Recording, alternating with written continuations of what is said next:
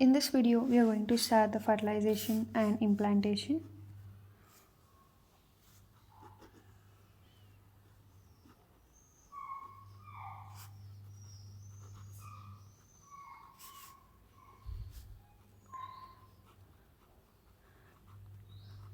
So for this, first let us start with fertilization. The fertilization process, what happens: one female pronucleus and male pronucleus both will fuse together at ampulla of fallopian tube. So this is the site where the fertilization takes place.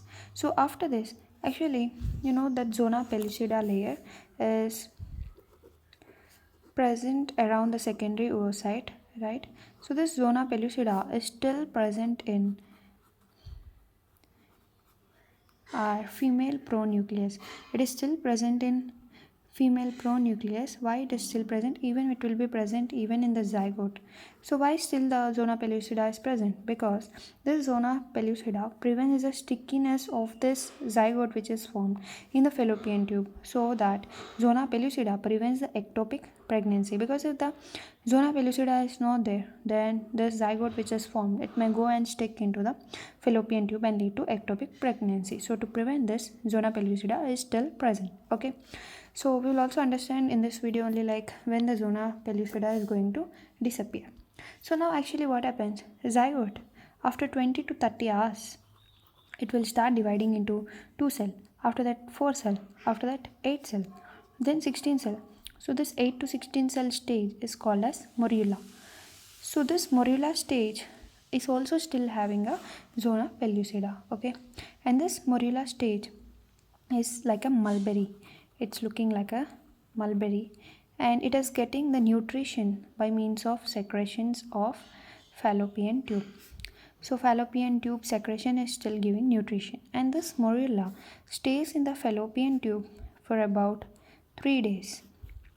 Okay, so once again let us see. First, female and male pronucleus fuse at ampulla of fallopian tube. Next, what I said, still zona pellucida is present in female pronucleus, same like secondary oocyte, and also in the zygote still the zona pellucida is present. Why it is present? Because to prevent the ectopic pregnancy. So after 20 to 30 hours, this zygote will turn into 2 cell stage, 4 cell stage, next 8 cell stage, finally 16 cell stage. So this stages between 8 and 16 is called as morula because it is looking like a mulberry. And remember, even around this mulberry there is still zona pellucida, because still the morula is also staying for 3 days in the fallopian tube. So it is also requiring some nutrition, and that nutrition is also given by the fallopian tube itself. So now fallopian tube actually have 3 types of special cells. What are those cells? So the 3 types of special cells which are present in fallopian tubes are, the first one is ciliated columnar cells. So what these ciliated columnar cells will do? They will lead to the process of peristalsis. So because of peristalsis, now this morula will be reaching the uterine cavity. And the second type of cell is secretory cell, which we already discussed, which secretes the nutrients for the morula. Next cell is PEG cells. This PEG cells doesn't have any unknown function. We don't know what is its function. Okay, so the main cell among all these fallopian cells is ciliated columnar cells. Why it is the main cell? Because it is leading to peristalsis movement and leading the morula to move from the fallopian tube into the our uterine cavity. So this is the story till now. Now let us move on to the further story. So now what happens? For example, if you take progesterone contraceptives. Actually progesterone is a smooth muscle relaxant. So if you use this contraceptives and if they fail, what happens? So if the progesterone contraceptives fail, then what is the cause? It will lead to ectopic pregnancy, because in the fallopian tube only the morula will be staying and it will lead to ectopic pregnancy. Okay, so this is one point which we need to register. And next, coming to now, we have said armorula, because of this ciliated peristaltic movement, it is now reaching the uterine cavity. So the time when it reaches the uterine cavity is 4 days after fertilization. So 4 days after fertilization means, first we need to understand some basics, like a female menstrual cycle will be of total 28 days. Okay, so starting one day, ovulation takes place at 14th day. On the 14th day of ovulation itself, there is fertilization process also going on the same day. That is, on the 14th day itself, there is fertilization process also on the 14th day. Okay, so 28 days total cycle, 14 day fertilization, ovulation, everything takes place on 14th day. So now what we are saying, that it has reached the uterine days on 4th day after fertilization. Means we said fertilization is on 14 days. So according to menstrual cycle, just add 14 plus 4, that is equal to 18 days. So according to menstrual cycle, 18th day is the day of our morula reaching a uterine cavity. So now after reaching the uterine cavity, now what happens? Now after reaching the uterine cavity, the zona pellucida will start dissolving. That is also called as zona pellucida hatching, zona hatching. So zona hatching is taking on 5th day of fertilization, means 19th day according to menstrual cycle. Okay, so 5th day zona hatching. So now zona has come out. So now our morula has a capacity to stick to the endometrium, but before that the morula is infiltrated by fluid. So as a fluid is entering now, this is called as blastocyst. So now this blastocysts have the capacity to go into the endometrium and stick, right? That process is called implantation. So now implantation takes on 6th day. So on 5th day, as zona is disappearing, on 6th day immediately this blastocyst will go and implant into the endometrium. So according to menstrual cycle, if you do it, 14 plus 6 is equal to 28 day. So 20 to 21, you can say the time window of implantation is like around 20 to 21 day. Okay, and one more thing, this process of implantation ends by day 10 to 11. Day 10 to 11, this process ends, fertilization ends. Okay, so this is the whole introduction of fertilization. Now let us understand about implantation in somewhat detail. Actually, this kind of implantation is called interstitial implantation. Okay, so what is interstitial implantation? Means the blastocyst is going deep into the endometrium. So as the blastocyst is going deep into the endometrium, this is called interstitial endometrium. And one more thing, decidua, the endometrium which is now with the blastocyst is called the pregnant endometrium, and the another name for it is the decidua. Okay, so the blastocyst is going deep into the endometrium, that is interstitial implantation, and this kind of endometrium is called decidua. Now let us see what are the different phases of implantation. So for that, you can remember a mnemonic AAI. So what is first A? That is apposition. Apposition is done by villi, that is also called as spinopods. Spinopods are villi like structure. They are especially leading to, they're like morphological markers of endometrial receptivity, and also leading to implantation. So opposition mainly because of help of pinopods, villi like structure. Now the blastocyst is going and implanting. Next, adhesion. So adhesion is facilitated by selectants and integrants.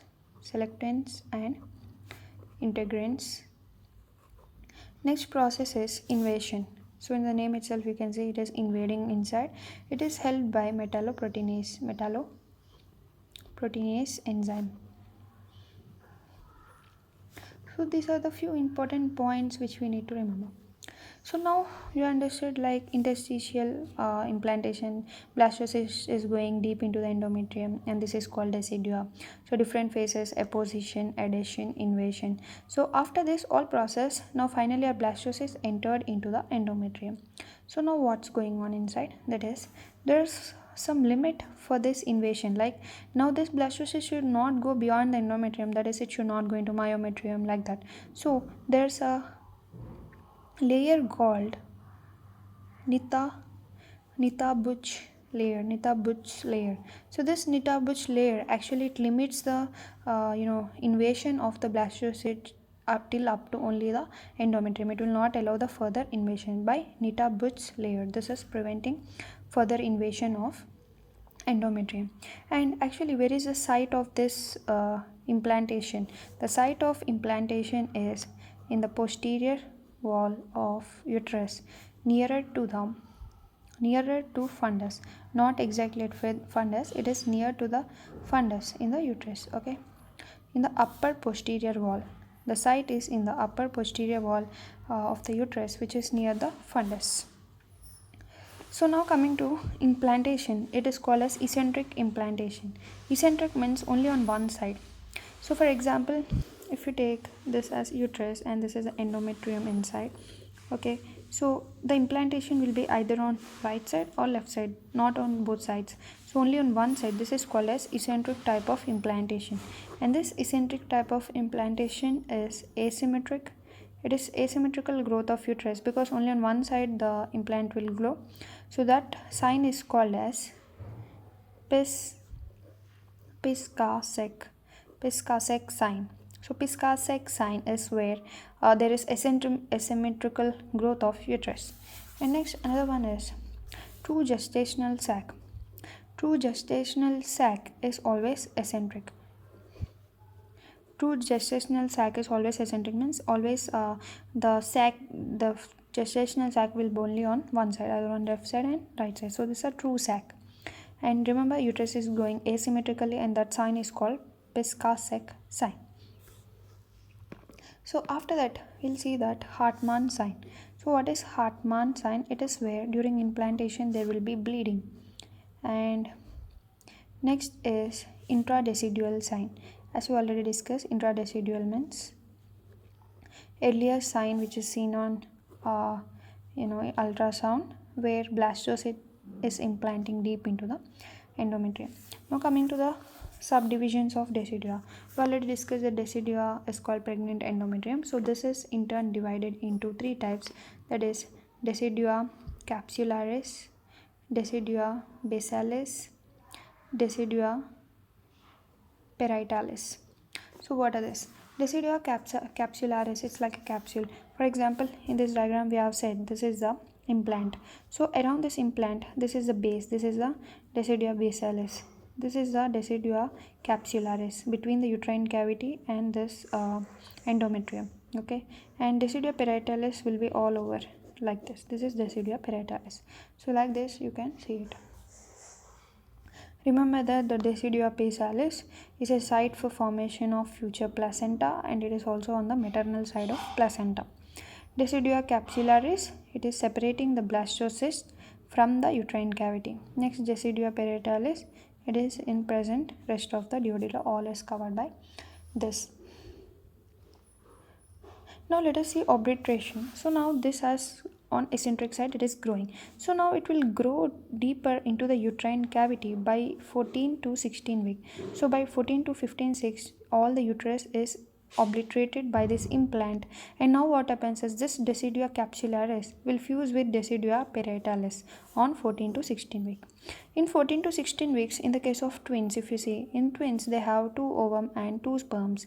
So what happens in twins, either they may be formed by one cycle or like same cycle, or they're formed by different cycles. So if it is formed by same cycle, then this same cycle they're having the twins with 14 to 16 weeks. This is called as superfecundation. In the case of different cycles, it is called superfetation. So superfetation is not seen in humans, but superfecundation is seen in humans. Theoretically, if superfetation is seen in humans, then it will be seen between this 14 to 16 weeks. Next, coming to double decidual sign. Double decidual sign or double ring sign or double ring sign. So double decidual or double ring sign is nothing but, as we said here before, this capsularis layer will fuse with parietalis layer. Then if you see on ultrasound, it will look like this. So here inside you will have the implant. So around it, this is the decidua capsularis layer, this is the decidua parietalis layer. So this inner layer will be capsularis, outer layer will be R,